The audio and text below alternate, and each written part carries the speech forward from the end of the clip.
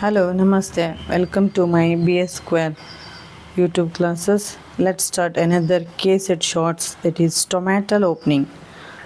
First, we have to understand what is stomata. Stomata andre ಏನು? Stomata is a small pore which is present on the lower surface of the leaf, and it is meant for the gaseous exchange. ಅಂದರೆ stomata ಇದೊಂದು ಚಿಕ್ಕ ರಂಧ್ರ ಆಗಿದ್ದು ಎಲೆಯ ತಳಭಾಗದಲ್ಲಿ ಸಿಹಿರ್ ಇದು ಎಲೆ ಅಂತಂದ್ರೆ ಎಲೆಯ ತಳಭಾಗದಲ್ಲಿ ಏನಂತಂದ್ರೆ ಈ ಪತ್ರರಂಧ್ರಗಳು ಸ್ಟೊಮ್ಯಾಟಗಳು ಇಲ್ಲಿ ಇರ್ತವೆ.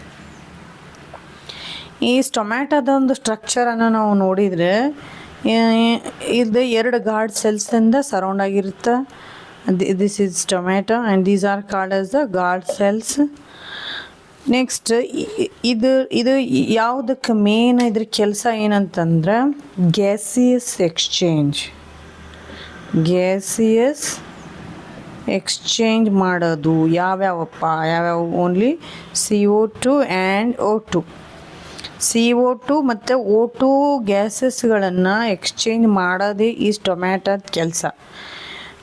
Because during the photosynthesis plant need CO2 and oxygen is a byproduct of photosynthesis. ನೋಡಿ, ಸಸ್ಯಗಳು ಎಲ್ಲ ಜೀವಿಗಳಿಗೂ ಜೀವಂತವಾಗಿರಲಿಕ್ಕೆ ನಮಗೆ ಕಂಪಲ್ಸರಿ ಆಹಾರ ಬೇಕು, ಎನರ್ಜಿ ಬೇಕು. ಆ ಎನರ್ಜಿಯನ್ನು ನಮಗೆ ಕೊಡುವುದು ಯಾವುದಪ್ಪ ಅಂದ್ರೆ ಆಹಾರದಲ್ಲಿರ್ತಕ್ಕಂಥ ಗ್ಲೂಕೋಸು. ಸಸ್ಯಗಳಿಗೂ ಸಹ ಅವುಗಳು ಜೀವಿಯಾಗಿರೋದು ಅವುಗಳಿಗೂ ಆಹಾರ ಬೇಕಾಗ್ತದೆ, ಶಕ್ತಿ ಬೇಕಾಗ್ತದೆ. ಸೊ ಹಾಗಾಗಿ ಬಟ್ ಅವು ಆಟೋಟ್ರೋಫ್ ಆಗಿರುವುದರಿಂದ ತಮ್ಮ ಆಹಾರವನ್ನು ತಾವೇ ತಯಾರು ಮಾಡ್ಕೊಳ್ತಾವೆ. ಸೊ ಅದಕ್ಕೋಸ್ಕರನೇ ಅವು ಏನು ಮಾಡ್ತಾವೆ, ಫೋಟೋಸಿಂಥಸಿಸ್ ಮಾಡ್ತಾವಂತ ನಮಗೆಲ್ಲರಿಗೂ ಗೊತ್ತು.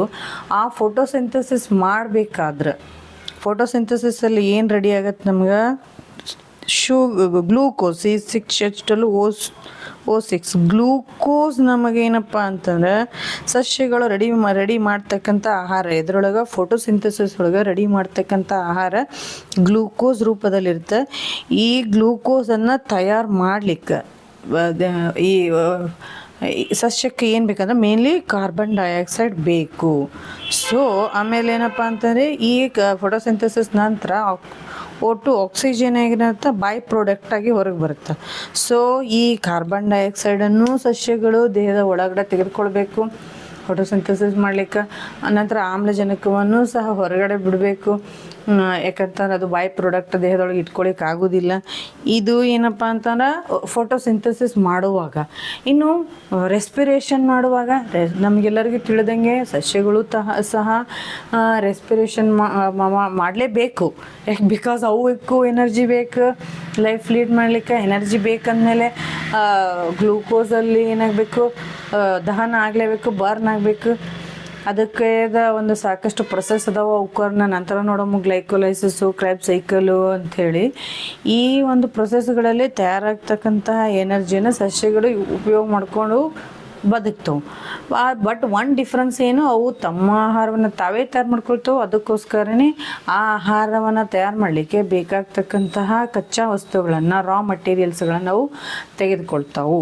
ಸೊ ಸ್ಟೊಮ್ಯಾಟನು ಅದು ಒಂದು ಫೋಟೋಸಿಂಥಸಿಸ್ ಮಾಡಲಿಕ್ಕೆ ಬೇಕಾಗ್ತಕ್ಕಂಥ ಕಾರ್ಬನ್ ಡೈಆಕ್ಸೈಡನ್ನು ತೆಗೆದುಕೊಳ್ಳೋದು, ಬೈ ಪ್ರಾಡಕ್ಟ್ ಆಕ್ಸಿಜನನ್ನು ಹೊರಗೆ ಬಿಡೋ ಕೆಲಸ ಮಾಡುತ್ತೆ.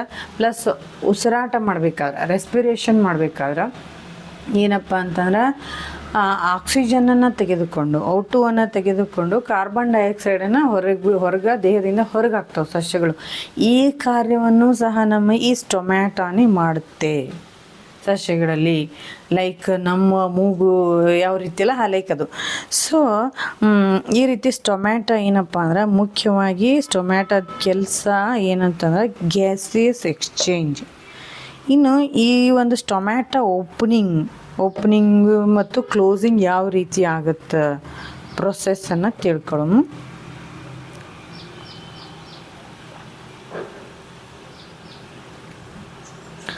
ಫಸ್ಟ್ ಆಫ್ ಆಲ್ ಏನಪ್ಪ ಅಂತಂದ್ರೆ ಈ ಒಂದು ಏನು ಸ್ಟೊಮ್ಯಾಟ ಓಪನಿಂಗ್ ಪ್ರೊಸೆಸ್ ಸ್ಟಾರ್ಟ್ ಆಗೋದು ಯಾವಾಗಂತಂದ್ರೆ ಸನ್ಲೈಟ್ ಏನು ಮಾಡುತ್ತಂತಂದ್ರೆ ಇದು ಆ ಸಸ್ಯದ ಮೇಲೆ ಬೆಳಗ್ಗೆ ಆದ ತಕ್ಷಣ ಸನ್ಲೈಟ್ ಬಿದ್ದ ತಕ್ಷಣ ಸಸ್ಯದ ಎಲೆ ಮೇಲೆ ಬಿದ್ದ ತಕ್ಷಣ ಅದು ಲೈಕ್ ಅದೊಂದು ಸೂಚನೆ. ಟ್ರಿಗರಿಂಗ್ ಪಾಯಿಂಟ್ ಅದು. ಲೈಕ್ ಸನ್ಲೈಟ್ ಬಿದ್ದ ತಕ್ಷಣವೇ ಈ ಟೊಮ್ಯಾಟೊ ಏನಾಗುತ್ತಪ್ಪ ಅಂತಂದ್ರೆ ಕೆಲಸ ಮಾಡಲಿಕ್ಕೆ ಸ್ಟಾರ್ಟ್ ಮಾಡುತ್ತೆ. ಆಗ ಇದು ಒಂದು ಸೂಚನೆಯಿಂದಾಗಿನೇ ಈ ಟೊಮ್ಯಾಟೊದ ಗಾರ್ಡ್ ಸೆಲ್ಸ್ಗಳು ಏನು ಮಾಡ್ತಾವೆ ಅಂತಂದ್ರೆ ಆ್ಯಕ್ಟಿವ್ಲಿ ಪೊಟ್ಯಾಷಿಯಮ್ ಅಯಾನ್ಗಳನ್ನು ಈ ಅಯಾನ್ಸ್ಗಳನ್ನು ಆ ಗಾರ್ಡ್ ಸೆಲ್ಸ್ಗಳನ್ನು ಸುತ್ತುವರೆದಿರ್ತಕ್ಕಂಥ ಸೆಲ್ಸ್ಗಳಿಂದ ಆ್ಯಕ್ಟಿವ್ ಆಗಿ ತನ್ನ ಒಳಗಡೆ ತೆಗೆದುಕೊಳ್ತಾವೆ. ಇವು ಗಾರ್ಡ್ ಸೆಲ್ಸ್ಗಳು. ಸೊ ಈಗ ಏನಾಗ್ಬಿಡುತ್ತೆ ಹೇಳ್ರಿ, ಈ ಎಲ್ಲ ಕಡೆಯಿಂದ ಪೊಟ್ಯಾಷಿಯಮ್ ಅಯಾನ್ಗಳು ಅಯಾನ್ಗಳು ಒಳಗಡೆ ಹೋಗುವುದರಿಂದ ಗಾರ್ಡ್ ಸೆಲ್ಸ್ನಲ್ಲಿ ಇಲ್ಲಿ ಗಾರ್ಡ್ ಸೆಲ್ಸ್ಗಳಲ್ಲಿ ಪೊಟ್ಯಾಷಿಯಮ್ ಅಯಾನ್ದು ಕಾನ್ಸಂಟ್ರೇಷನ್ ಜಾಸ್ತಿ ಆಗುತ್ತೆ. ಸೊ ಆಗ ಏನಾಗುತ್ತೆ ಅಂದ್ರೆ ನಮಗೆಲ್ಲರಿಗೂ ತಿಳಿದಿರುವಂಗೆ ನೀರಿನ ಗುಣ ಮೇನ್ಲಿ ಆಸ್ಮೋಸಿಸನ್ನು ಮಾಡುತ್ತೆ. ಅಂದ್ರೆ ಯಾವ ಕಡೆಗೆ ನೀರಿನ ಪ್ರಮಾಣ ಕಡಿಮೆ ಇರುತ್ತೆ ಆ ಕಡೆಗೆ ಸೊಲ್ಯೂಟದ್ದು ಪ್ರಮಾಣ ಜಾಸ್ತಿ ಆಗಿರುತ್ತೆ, ಆ ಕಡೆ ನೀರು ಮೂವ್ ಆಗುತ್ತೆ. ಸೊ ಇಲ್ಲಿ ಏನಾಗ್ಬಿಟ್ಟದೆ ಹೇಳ್ರಿ, ಈಗ ಈ ಸುತ್ತಲೂ ಇರ್ತಕ್ಕಂಥ ಸೆಲ್ಸ್ಗಳಿಂದ ಪೊಟ್ಯಾಷಿಯಮ್ ಅಯಾನ್ಗಳು ಗಾರ್ಡ್ ಸೆಲ್ಸ್ಗಳು ಮೂವ್ ಆಗಿರ್ತಾವೆ. ಆ್ಯಕ್ಟಿವ್ಲಿ ಆ ಗಾರ್ಡ್ ಸೆಲ್ಸ್ಗಳನ್ನೇ ಮೂವ್ ಮಾಡ್ಕೊಂಡಿರ್ತಾವೆ ಆ ಪೊಟ್ಯಾಷಿಯಮ್ ಅಯಾನ್ಗಳನ್ನು. ಸೊ ಆವಾಗ ಈ ಪೊಟ್ಯಾಷಿಯಮ್ ಅಯಾನ್ಗಳು ಏನಾಗ್ಬಿಟ್ಟು ಲೈಕ್ ಅದೇ ಆರ್ ಸೊಲ್ಯೂಟ್ಸ್ನು ಅವು ಕಾನ್ಸಂಟ್ರೇಷನ್ ಹೆಚ್ಚಾದ ತಕ್ಷಣ ಇದನ್ನು ಗಾರ್ಡ್ ಸೆಲ್ಸ್ಗಳನ್ನ ಸುತ್ತುವರೆದಿರ್ತಕ್ಕಂಥ ಸೆಲ್ಸ್ಗಳಿಂದ ನೀರು ವಾಟರ್ H2O ಸಹ ಏನಾಗುತ್ತೆ ಈ ಗಾರ್ಡ್ ಸೆಲ್ಸ್ಗಳಲ್ಲಿ ಮೂವ್ ಆಗುತ್ತೆ. ಆಗ ಈ ಗಾರ್ಡ್ ಸೆಲ್ಸ್ಗಳ ಸೈಜ್ ಏನಾಗುತ್ತೆ ಅಂತಂದರೆ ಇನ್ಕ್ರೀಸ್ ಆಗುತ್ತೆ. ಲೈಕ್ ಸಿಯರ್ ಫಸ್ಟ್ ಏನಪ್ಪ ಅಂತಂದರೆ ಈ ರೀತಿ ನಮಗೆ ಟೊಮ್ಯಾಟೊ ಐತಿ ಅಂತ ತಿಳ್ಕೊಡ್ರಿ. Tomato guard cells. ಈಗ ಪೊಟ್ಯಾಷಿಯಮ್ ಅಯಾನ್ಗಳು ಮೂವ್ ಆಗ್ತಾವೆ. ಪೊಟ್ಯಾಷಿಯಮ್ ಅಯಾನ್ಗಳು ಗಾರ್ಡ್ ಸೆಲ್ಸೇ ಆ್ಯಕ್ಟಿವ್ಲಿ ಅವುಗಳನ್ನು ತೆಗೆದುಕೊಳ್ತಾವೆ. ಆಗ ಏನಾಗುತ್ತೆ ಹೇಳಿ, ಇಲ್ಲಿ ಸೊಲ್ಯೂಟಿವ್ ಕಾನ್ಸಂಟ್ರೇಷನ್ ಹೆಚ್ಚಾದ ತಕ್ಷಣ ಆಸ್ಮೋಸಿಸ್ ಆಗಿ ವಾಟರ್ನು ಏನಾಗುತ್ತೆ ಗಾರ್ಡ್ ಸೆಲ್ಸ್ಗಳೇ ಒಳಗಡೆ ಮೂವ್ ಆಗುತ್ತೆ. ಆಗ ಏನಾಗುತ್ತೆ ಗಾರ್ಡ್ ಸೆಲ್ಸ್ದು ಇನ್ನೊಂದು ಏನಪ್ಪ ಅಂದ್ರೆ ಸ್ಟ್ರಕ್ಚರ್ ನಾವು ತಿಳ್ಕೊಂಡ್ರೆ ಈ ಔಟರ್ ಮೆಂಬ್ರೇನ್ ಇರುತ್ತಲ್ಲ ವೆರಿ ಥಿಕ್ ಇರುತ್ತಿದು ಆ್ಯಂಡ್ ಇನ್ನರ್ ಮೆಂಬ್ರೇನ ಥಿನ್ ಇರುತ್ತೆ. ಈ ಗಾರ್ಡ್ ಸೆಲ್ಸ್ದು ಔಟರ್ ಮೆಂಬ್ರೇನ್ ಥಿಕ್ ಆಗಿರುತ್ತೆ, ಇನ್ನರ್ ಮೆಂಬ್ರೇನ್ ಥಿನ್ ಆಗಿರುತ್ತೆ.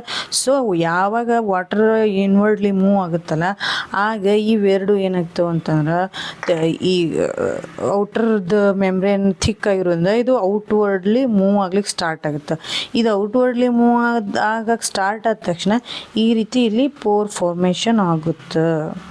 So this pore is only the stomata. ಈ ಪೋರ್ನೇ ಏನಪ್ಪ ಅಂದರೆ ಟೊಮ್ಯಾಟೊ ಓಪನಿಂಗ್ ಆಗ್ಬಿಡ್ತು. ಇನ್ನು ಕ್ಲೋಸಿಂಗ್ ಇದ್ದನು ಇದ್ರದ್ದು ರಿವರ್ಸ್ ಕೆಲಸ.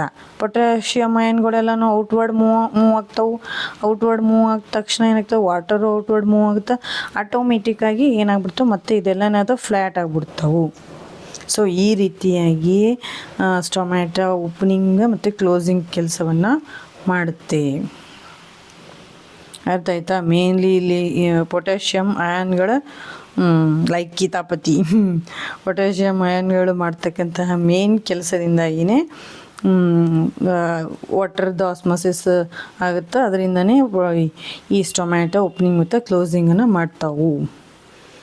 ಐ ಥಿಂಕ್ ಅರ್ಥ ಆಯಿತು ಅಂದ್ಕೊಳ್ತೀನಿ. ಓಕೆ, ನಮಸ್ತೆ.